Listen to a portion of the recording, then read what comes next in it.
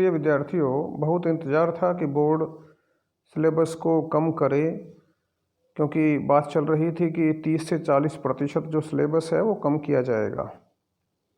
और उसी का परिणाम हुआ कि कुछ सिलेबस जो है वो बोर्ड की तरफ से काट दिया गया है, कम कर दिया गया है। अच्छी बात यह है कि लगभग जो हमने गद्य भाग से पाठ किए हैं उनको नहीं काटा गया है, क्योंकि पहला पाठ जो है हमारा नमक का दारोगा, ये पाठ हम कंप्लीट कर चुके हैं। ये पाठ अभी भी सिलेबस में है। इसके बाद ये देखिए आप, मियाँ नसीरुद्दीन पाठ नंबर 2 है, ये भी हम कर चुके हैं, ये भी पाठ्यक्रम में है। इसके बाद हम गद्य भाग में ही यदि आगे चलते हैं, इसमें इधर जुलाई में जो है गद्य भाग से वितान है, उधर से आरोह से जो है यहाँ नहीं दिया गया है पाठ। आगे हम चलते हैं तो इधर देखिए आप, ये आता है शेखर जोशी। हाँ, यहाँ गड़बड़ी हो गई हमारी साथ, क्योंकि तीसरा और चौथा पाठ काट दिया गया है और हम तीसरा और चौथा पाठ दोनों पाठ हम कर चुके हैं। क्योंकि आप देखें ऊपर से नीचे तक, ये यहाँ तक हम देखें, ये नमक का दारोगा आया गद्य भाग से, उसके बाद कृष्णा सोबती का मियाँ नसीरुद्दीन आया, और फिर जो है सीधा जो है इधर हम जब जाते हैं तो ये गलता लोहा आ गया।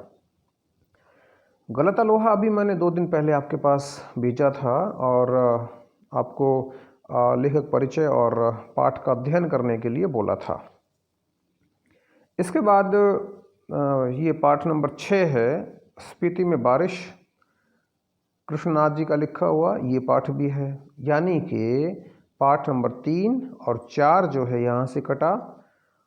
फिर हम स्पीति में बारिश के बाद आगे चलते हैं तो ये पाठ है हमारा जामुन का पेड़। जामुन का पेड़ डेफिनेटली बहुत अच्छा पाठ है, परंतु 7वां जो पाठ है रजनी, ये पाठ भी रहना चाहिए था, क्योंकि ये बहुत रोचक है, बहुत इंटरेस्टिंग है। आपको चाहिए कि आप इस पाठ को अवश्य पढ़ें। पाठ्यक्रम में अब रजनी नहीं है, ये भी आप सुनिश्चित कर लें। तो जामुन का पेड़ आएगा। जामुन के पेड़ के बाद जवाहरलाल नेहरू जी का पाठ है भारत माता, ये है। और अंतिम जो पाठ है आत्मा का ताप, इसे भी काट दिया गया है। तो ये निश्चित कर लेंगे आप कि जो कुल हमारे गद्य भाग में, आरोह के गद्य भाग में 10 पाठ हैं, तो 10 पाठों में से 4 जो पाठ हैं वो गद्य भाग से काट दिए गए हैं। कौन कौन से? पाठ नंबर 3 अपू के साथ 2.5 साल, पाठ नंबर 4 विदाई संभाषण, उसके बाद जो अगला पाठ काटा वो कटा पाठ नंबर 7 रजनी, और पाठ नंबर 10 कौन सा? आत्मा का ताप। इनको जो है काट दिया गया है। अब यदि हम आगे बात करते हैं तो वो है हमारा पद्य भाग। पद्य भाग में से ध्यान रखेंगे, हम कबीरदास जी कर चुके हैं, पढ़ चुके हैं, तो कबीरदास जी सिलेबस में हैं, ये सुखद बात है। उसके बाद आगे चलते हैं तो ये देखिए मीरा जी, मेरे तो गिरधर गोपाल और पग घुंघरू बांधी मीरा नाची, तो मीरा जी भी हैं। 2 हम ये दोनों कवि कर चुके हैं। इसके बाद जब हम आगे चलते हैं तो ये देखिए सीधी आ गई वे आँखें, यानी कि पथिक जो कविता है वो काट दी गई है। पथिक कविता काट दी गई है और इसलिए आप पथिक कविता नहीं करेंगे। वे आँखें कविता मैंने आपको करवा दी है, वे आँखें आप कविता करें। घर की याद कविता मैंने आपको करवा दी है, तो घर की याद कविता भी आप अवश्य कंप्लीट कर लें। घर की याद के बाद अगली कविता जो है हमारे पाठ्यक्रम में वो है सीधी दुष्यंत जी की गज़ल, यानी कि कविता नंबर 6 त्रिलोचन जी की चंपा काले काले अक्षर नहीं चीनती, ये कविता काट दी गई है। तो 3 नंबर कट गई, 6 नंबर कट गई, ठीक है। इसके बाद आगे चलते हैं तो ध्यान रखेंगे कि काव्य भाग से 8 नंबर कविता भी कट गई है, 8 नंबर कविता भी काट दी गई है। गज़ल के बाद सीधी जो है वो आ गई है हमारी आओ मिलकर बचाएं। तो आठ कटी सबसे खतरनाक जो कविता है 9 नंबर अवतार सिंह पाश की द्वारा लिखी हुई, वो भी कविता कट गई। और सीधी 10वीं जो कविता है आओ मिलकर बचाएं, ये कविता जो है बाकी है। तो आपकी जो पुस्तक है उस पुस्तक में जो जो पाठ्यक्रम में से काट दिया गया है, वो चाहे पाठ है चाहे कविता है, उसको आप क्रॉस मार दें, उसको आप काट दें। तो निश्चित कर लें कि जो पाठ्यक्रम है वही हम पढ़ें, बेवजह किसी विषय पर जो है, किसी चैप्टर पर जो है हम परेशान ना हों। इसके बाद जो हमारी दूसरी पुस्तक है वो है बेटा वितान। वितान में से आप ध्यान रखेंगे कि ये पहला पाठ हम कर चुके हैं, भारतीय गायिकाओं में बेजोड़ लता मंगेशकर है पाठ में, ये पाठ्यक्रम में। इसके बाद दूसरा जो पाठ है वो है राजस्थान की रजत बूंदें। आपको पता है कि ये भी पाठ हम पढ़ चुके हैं, ये भी पाठ्यक्रम में है, सुखद बात है। इसके बाद आगे बढ़ते हैं तो फिर आता है हमारा आलो आंधारी। ये आलो आंधारी भी है, नवंबर में हमने पढ़ना है इसके अकॉर्डिंग, तो आलो आंधारी भी है।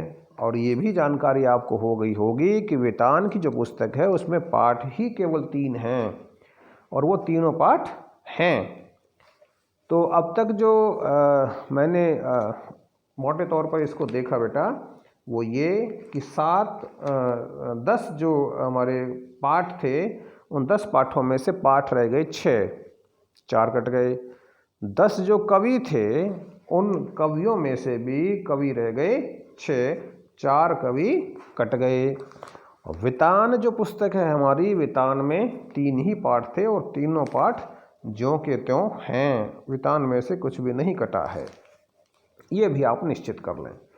इसके बाद हम आगे बढ़ते हैं तो फिर व्याकरण और अभिव्यक्ति और माध्यम, ये 2 पुस्तकें। तो व्याकरण की हम बात कर लेते हैं। व्याकरण में आपको पता है कि संधि है हमारे सिलेबस में, समास है। सबसे पहले संधि, ये रही संधि बेटा, ठीक है। व्याकरण में से संधि हमने करनी है, हम कर चुके हैं संधि। ये समास है तो समास भी हम कर चुके हैं। दिक्कत आएगी मैं दोबारा आपको करवा दूंगा, चिंता ना करें। क्लासेज लगेंगी अभी, शायद कल से शुरू हो जाएं।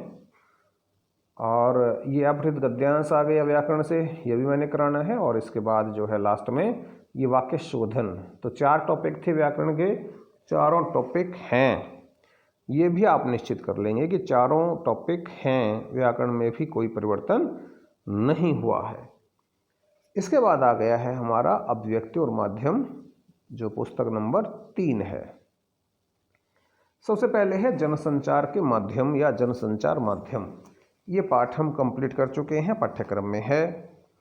उसके बाद है डायरी लिखने की कला। ये एक बार फिर से देख लीजिए, अभिव्यक्ति और माध्यम, जनसंचार के माध्यम हो गया। हाँ, फिर ये देखिए डायरी लिखने की कला और पत्रकारिता के विविध आयाम, इन चैप्टर नंबर 2 और 3, ये हो गए 2 चैप्टर, कुल चैप्टर हो गए 3। फिर आगे कथा पटकथा, ये चैप्टर नंबर 4। उसके बाद आगे कार्यालय लेखन और प्रक्रिया, चैप्टर नंबर 5। उसके बाद आ गया स्ववृत्त लेखन और रोजगार संबंधी आवेदन पत्र, शब्दकोश, संदर्भ ग्रंथों की, ये आ गए आपके चैप्टर नंबर 6 और 7। तो अभिव्यक्ति और माध्यम से भी कुछ भी नहीं काटा गया है। तो जो सिलेबस कटा है वो आरोह पुस्तक से काव्य और गद्य में से 4 जो पाठ हैं वो काट दिए गए हैं। ये आप यहाँ से पूरे पाठ्यक्रम को ध्यान से देखें और जो भी महत्वपूर्ण चीज़ लगे उसको आप अच्छे से नोट करें।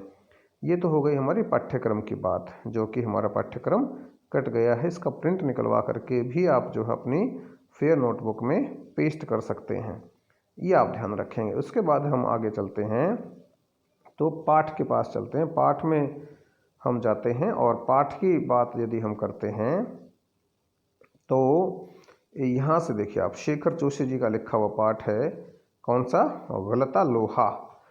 ध्यान रखेंगे, गलता लोहा नहीं है भाई, गलता लोहा है, लय पूरा है। अंतर की घुमड़ती वेदना को आँखों की राह बाहर निकाल लेने पर मनुष्य जो भी निश्चय करता है, वे भावुक क्षणों की अपेक्षा अधिक महत्वपूर्ण विवेकपूर्ण होते हैं। इनकी रचना है दाजियो, उसमें इनका लेख है, लिखा हुआ है शेखर जोशी। आपको पता है कि पेपर में बेटा लेखक का परिचय आता है 11th क्लास में, 12th क्लास में कवि का परिचय आता है। तो लेखक का परिचय आता है तो आप ध्यान रखेंगे कि 10 की बजाय अब 6 लेखक हो गए, क्योंकि 6 पाठ हैं, 6 लेखक हैं। और 6 में से आपको पता है कि 2 हर पेपर में आते हैं। पेपर 11th का एक ही आता है, कोड नहीं आते हैं। 10th 12th में कोड आते हैं, तो 2 आते हैं और 2 आते हैं, तो आप समझ सकते हैं कि 6 में से 2 आएंगे। तो एक तो 100% यदि आप सेफ होना चाहते हैं तो केवल एक लेखक छोड़ सकते हैं, यानी कि आपको 5 का परिचय याद करना चाहिए। एक आप इसलिए छोड़ सकते हैं क्योंकि 2 आएंगे, भाई एक छूट जाए, चलो जो मान लिया वही आ गया जो आपने छोड़ा है तो भी कोई दिक्कत नहीं, क्योंकि एक तो आपने फिर भी कर रखा है। उसके बावजूद आपके पास 90% यदि आप सेफ होना चाहते हैं तो फिर आपके पास तरीका है पहले 3 करने का। पहले 3 में से भी संभावना रहती है कि एक मिल ही जाता है, तो ये आप ध्यान रखेंगे। जन्म हुआ 1932, अल्मोड़ा, उत्तरांचल, उत्तराखंड कहिए, उत्तरांचल कहिए। आपको पता है कि उत्तर प्रदेश में से ही एक नया प्रांत बना था, उत्तराखंड। प्रमुख रचनाएं कोशिका घटवार, 7 के लोग, दाजियो अभी कहा था मैंने, हलवाहा, नवरंगी बीमार है, ये कहानी संग्रह है। एक पेड़ की याद, ये शब्द चित्र संग्रह है। पहल सम्मान इनको मिला, पिछली सदी का 6वां दशक हिंदी कहानी के लिए युगांतकारी समय था। एक साथ कई युवा कहानीकारों ने अब तक चली आती कहानियों के रंग ढंग में अलग तरह की कहानियां लिखनी शुरू की, और देखते देखते कहानियों की विधा साहित्य जगत के केंद्र में आ खड़ी हुई। उस पूरे उठान का नाम दिया गया नई कहानी आंदोलन। इस आंदोलन के बीच उभरी हुई प्रतिभाओं में शेखर जोशी का स्थान अन्यतम है। उनकी कहानियां नई कहानी आंदोलन के प्रगतिशील पक्ष का प्रतिनिधित्व करती हैं। समाज का मेहनतकश और सुविधाहीन तबका उनकी कहानियों में जगह पाता है। निहायत सहज एवं आडंबरहीन भाषा शैली में वे सामाजिक यथार्थ के बारीक नुक्तों को पकड़ने और प्रस्तुत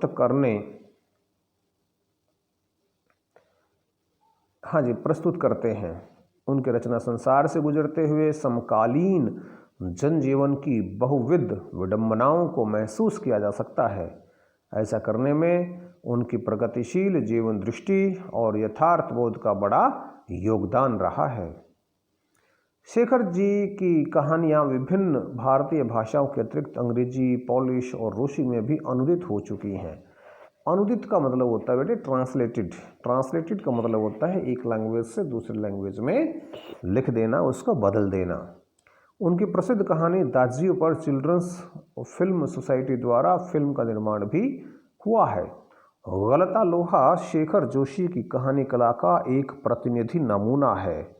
समाज के जातिगत विभाजन पर कई कोणों से टिप्पणी करने वाली यह कहानी इस बात का उदाहरण है कि शेखर जोशी के लेखन में अर्थ की गहराई का दिखावा और बड़बोलापन जितना ही कम है, वास्तविक अर्थ गांभीर्य उतना ही अधिक है। लेखक की किसी मुखर टिप्पणी के बगैर ही पूरे पाठ से गुजरते हुए हम यह देख पाते हैं कि एक मेधावी का मतलब इंटेलिजेंट, किंतु निर्धन ब्राह्मण युवक मोहन, नाम क्या है बेटा, मोहन, किन परिस्थितियों के चलते उस मनोदशा तक पहुंचता है जहां उसके लिए जातीय अभिमान बेमानी हो जाता है। सामाजिक विधि निषेधों को ताक पर रखकर वह धनराम लोहार के आफर का मतलब होता है भट्ठी। लोहार जो काम करता है अपने दुकान पर, तो उसके वहाँ एक भट्ठी होती है जिसमें वो लोहे को तपाता है, उसको आफर बोलते हैं बेटा। धनराम जो है ये इसका क्लासमेट रहा है। उसके काम में भी अपनी कुशलता दिखाता है। मोहन का व्यक्तित्व जातिगत आधार पर निर्मित झूठे भाईचारे की जगह मेहनत कशों के सच्चे भाईचारे की प्रस्तावना करता प्रतीत होता है, मानो लोहा गलकर एक नया आकार ले रहा हो। इसीलिए इस पाठ का नाम भी क्या रखा गया बेटा, गलता लोहा। तो हम इस पाठ में से जो लाक्षणिक अर्थ हैं वो भी निकालेंगे और पाठ को बड़ी गहराई से समझने का प्रयास करेंगे। गलता लोहा, टाइटल देखिए। मोहन के पैर अनायास ही शिल्पकार टोले की ओर मुड़ गए।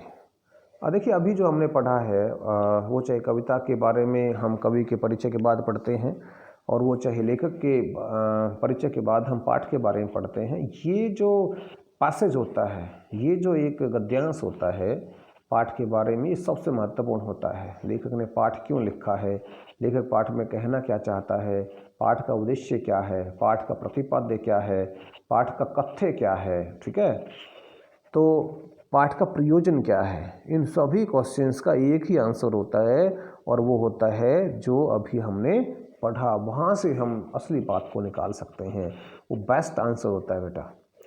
मोहन के पैर अनायास ही, बिना कोशिश के ही, बिना सोचे समझे ही शिल्पकार टोले की ओर मुड़ गए। शिल्पकार होता है जो बुनने का काम करते हैं, जो कुछ न कुछ बनाते हैं, जो आर्टिस्ट होते हैं, जो शिल्पकार होते हैं, जो कहीं जो है खाती हैं, कहीं जो है लोहार हैं, कहीं दर्जी हैं, इस प्रकार का जो एक समूह होता है दुकानों का, उधर मुड़ गए। उसके मन के किसी कोने में शायद धनराम लोहार के आफर की वह अनुगूंज शेष थी। धनराम लोहार के आफर की, आफर माने मैंने बताया था अभी भट्ठी, अनुगूंज, अनुगूंज का मतलब होता है प्रतिध्वनि, शेष थी जिसे वह पिछले 3-4 दिनों से दुकान की ओर जाते हुए दूर से सुनता रहा था। निहाई पर रखे लाल गर्म लोहे पर, निहाई जो है वो होता है बेटा जो ताकतवर लोहा होता है, मोटा जो है लोहे का तना होता है, उसको नीचे रखते हैं ज़मीन के ऊपर और उसके ऊपर रख करके लोहे को हम पीटते हैं, उसको निहाई कहते हैं। रखे लाल गर्म लोहे पर पड़ती हथौड़े की धप धप आवाज़, ठंडे लोहे पर लगती चोट से उठता ठनकता स्वर और निशाना साधने से पहले खाली निहाई पर पड़ती हथौड़ी की खनक, जिन्हें वह दूर से ही पहचान सकता था।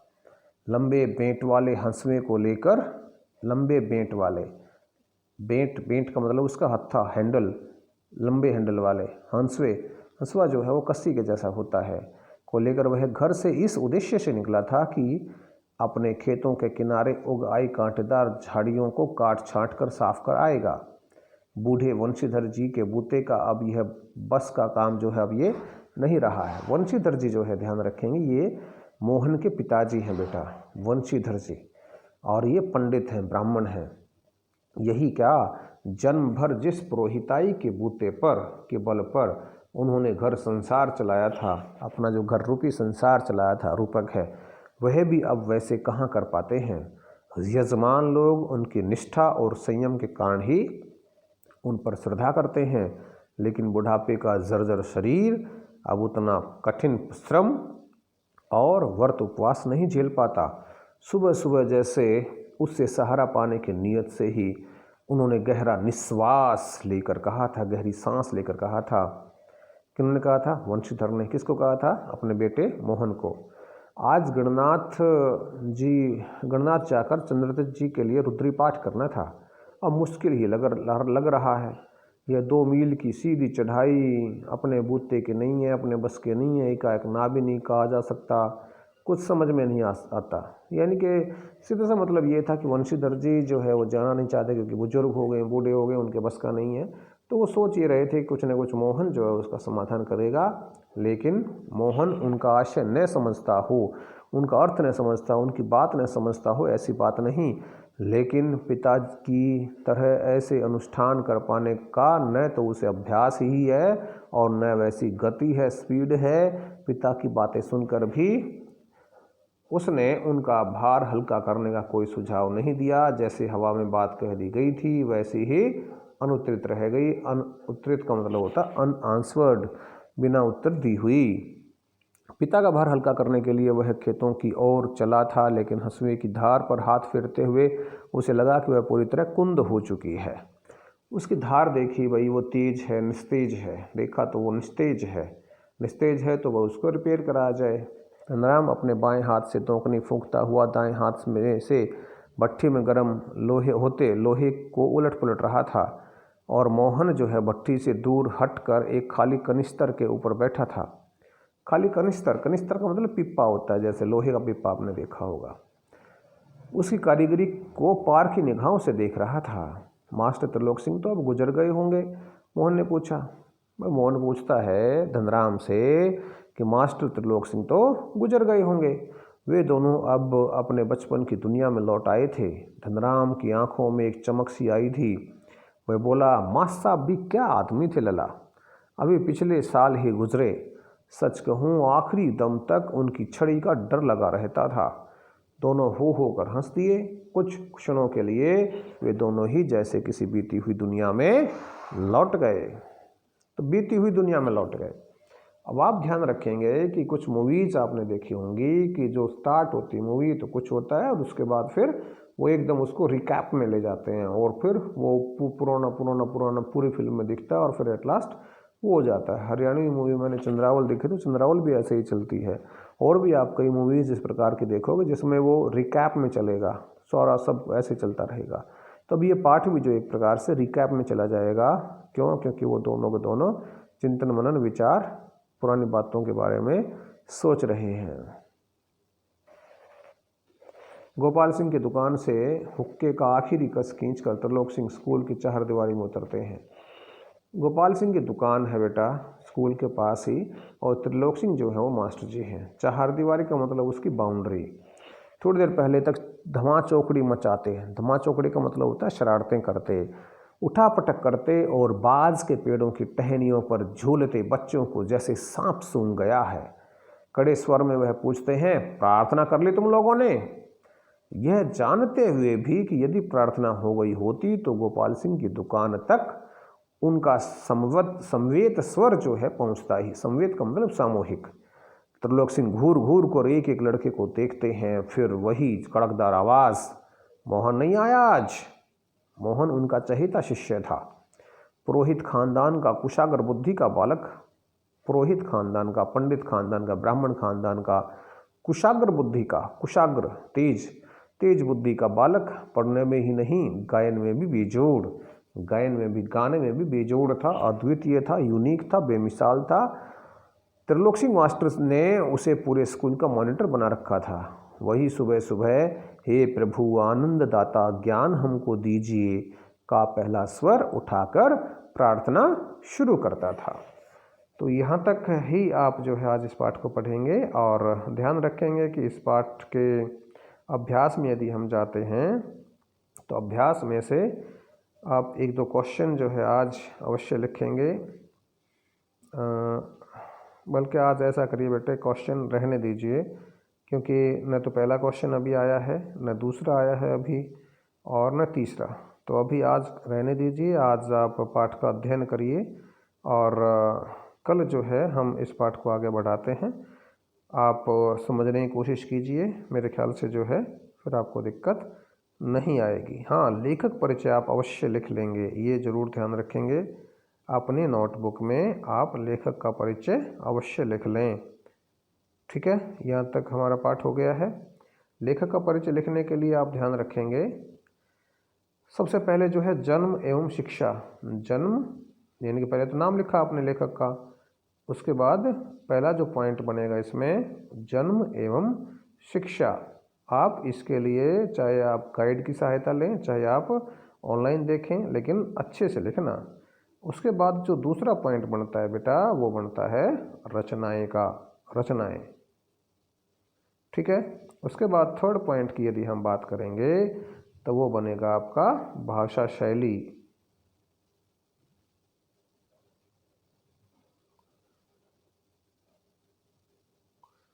भाषा शैली हो गया। और फोर्थ जो पॉइंट बनेगा, फोर्थ पॉइंट भी ध्यान रखेंगे, वो है साहित्यिक विशेषताओं का। ये 4 पॉइंट आपके लेखक के परिचय में बनेंगे।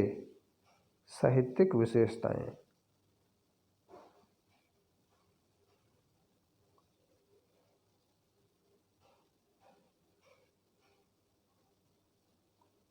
साहित्यिक विशेषताएं, ये 4 पॉइंट बनेंगे। पॉइंट्स बना करके लिखना, सुंदर लिखना, अच्छा लिखना।